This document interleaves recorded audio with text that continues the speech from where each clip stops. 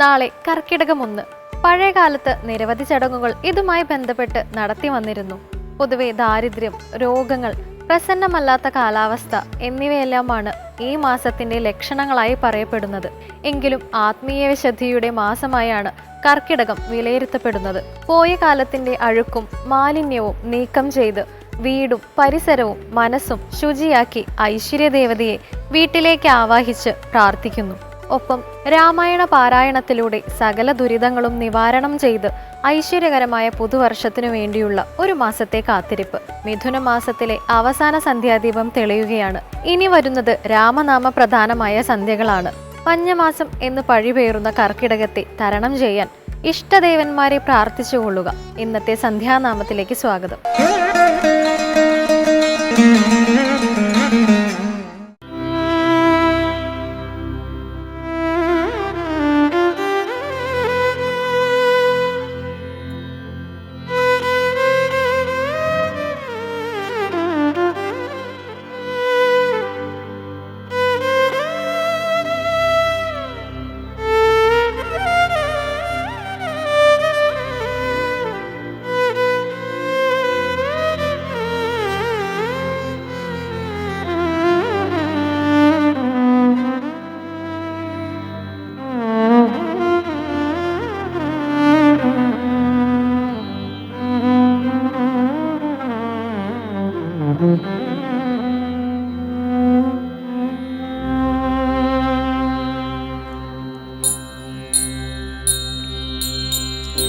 എന്റെ നെഞ്ചു കൊട്ടിപ്പാടണ തോറ്റം പാട്ട് നിന്റെ ഉള്ള മലിയണയത് കേട്ട് കേട്ട് എന്റെ പൊന്നു മുത്തപ്പ നീ ഭഗവാൻ വെള്ളാട്ട് നിന്റെ കോവിൽ മുൻപിൽ എന്നും മീനൂട്ട് എന്റെ മുത്തപ്പ എന്റെ പൊന്നു മുത്തപ്പ മുത്തപ്പ എന്റെ പൊന്നു മുത്തപ്പ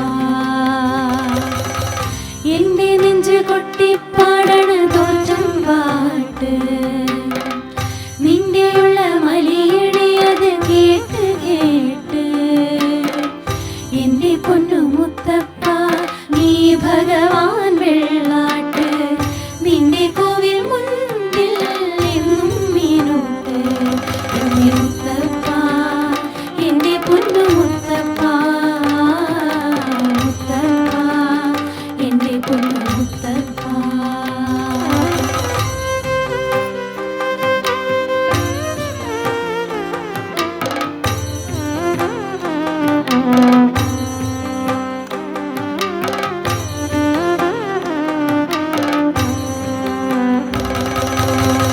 തന്നിടണേ ഭാഗ്യം കാണാൻ നിന്റെ ആറാട്ട് മണ്ണിൽ വന്ന കൈലാസീശ നിന്നിരാട്ട് തന്നിടണേ ഭാഗ്യം കാണാൻ നിന്റെ ആറാട്ട് മണ്ണിൽ വന്ന കൈലാസീശ നിന്നിരാട്ട് നിന്നടയിൽ വരുവോർക്കെല്ലാം ഇന്നും ചോറോട്ട് നിന്നടയിൽ വരുവോർക്കെല്ലാം ഇന്നും ചോറോട്ട് പറശ്ശിനിക്കടവിൽ